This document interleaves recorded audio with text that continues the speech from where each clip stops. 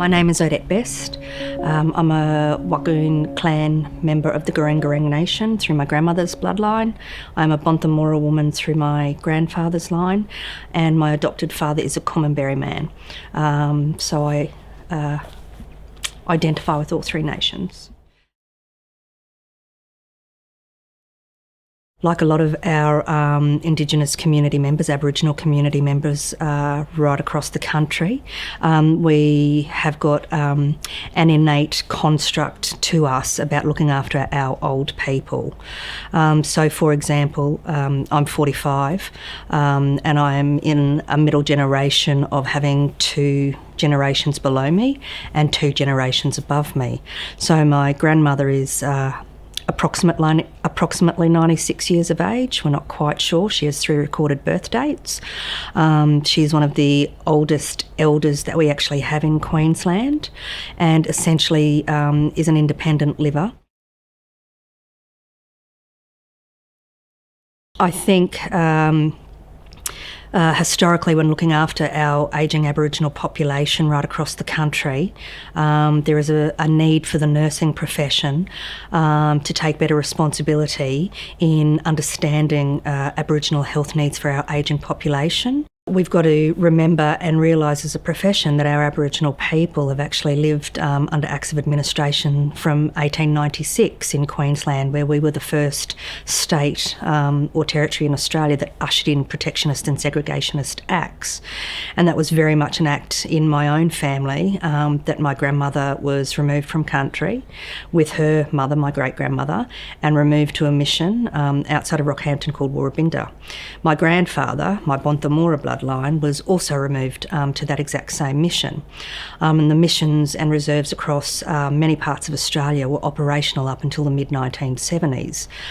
So my own family didn't get exempt from the Aboriginal Protectionist Acts until 1973. This particular era, from approximately 1896 until the mid-1970s, left really harsh health impacts on our people. So, for example, my grandmother was reared up on a traditional Aboriginal diet that was provided by her by my great-grandmother. But when they got onto the reserves and the missions, they were given white flour, white tea, white sugar and bully beef. Now, there was real breaking down and severances of traditional diet, lifestyle, spirituality and the whole gamut of cultural constructs for Aboriginal people. So coming from a very pure and clean diet, we were introduced very harshly into very processed diets. Now, we have to look at that historical perspective, because when you fast forward at the 40 years or so, the biggest health repercussions that we've actually got in our Aboriginal communities is diabetes, also obesity, and also heart disease. And we now know that there is great links between lifestyle, meaning your diet, your exercise, what you do, and the impact of your health. So nursing, I think, as a profession needs to take a hold of having an historical understanding of some of the health impacts that our older Aboriginal people in our community are actually facing. And they have to have an understanding of some of that historical stuff that actually did happen on those Aboriginal people, because they're the Aboriginal people that they're wanting to nurse and look after now in their older life. So, for example, my own mother had 2 of her Aboriginal children removed because we were all wards of the state in the 50s and the 60s, 40s and 30s in Queensland.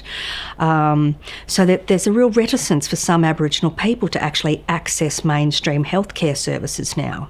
Unfortunately, we don't actually ever look at the service provision of the service, but we look at the people or the community, and we do blame them for their non-compliance without having an historical understanding as to why some older Aboriginal people don't access the health services. So nursing and Aboriginal people, by and large, not all, but by and large, has got a pretty dicey type of history.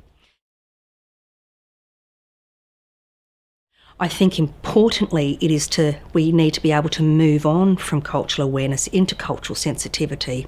What cultural awareness actually does for us is that it allows us, the nurse, to understand how our healthcare system was set up, why our healthcare system was set up, and the treatment that it actually impacted on non-white people.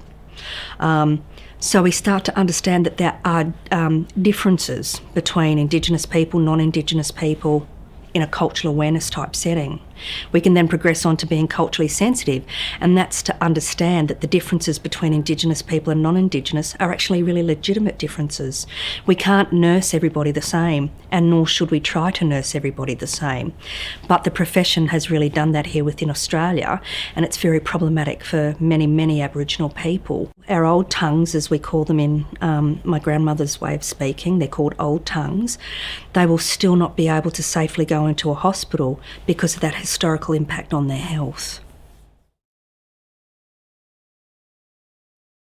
The construction of ageing, I believe, between Aboriginal people and non-Aboriginal people in Australia is one of great difference. So for us for many of the Aboriginal communities across Australia, eldership is revered and highly regarded.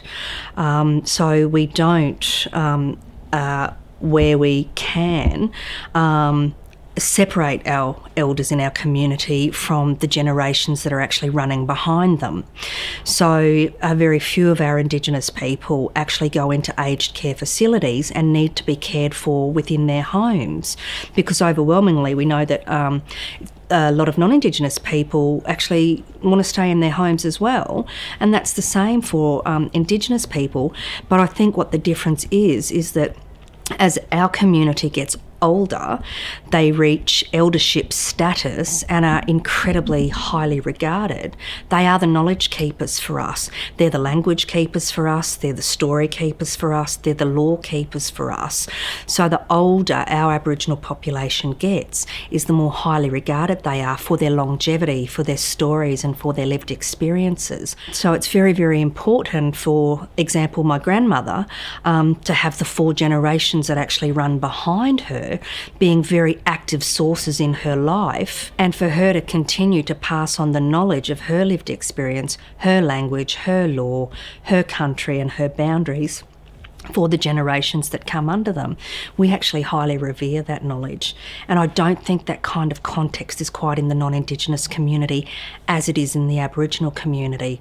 So you'll find that our elders within our communities are usually incredibly supported by their own direct descendancy, but also the broader community. So, for example, in a number of our communities right across Queensland, we have very active and up and running elders groups, and I'll be honest, they are treated like royalty, and it's a real pride for our communities to be able to have our elders, as few as we've actually got, to be there and to pass on their knowledge. How you become recognised as an elder? That's through each and individual community that they particularly live in, for example. So it's not that you hit the age of 55 and you automatically become an elder. Traditionally, elders were known within their communities for their knowledge, their language, their law, their customs, their culture, and that type of stuff. So for us in our communities, it's not a number that you hit where you hit eldership status. You have to be recognised within your own community for those things that I've just rattled off to be, reach eldership status. We don't have a golden number in our community context that says you're an elder now. So, and with the life differential of Indigenous and non-Indigenous people in the country, it's a rarity to have Indigenous people, Aboriginal people who are now well into their 70s, 80s and 90s, and it's more uncommon than what it is common. So they're highly regarded within our communities, but it's not a digit for us. It's not a number that makes you an elder. It's your knowledge.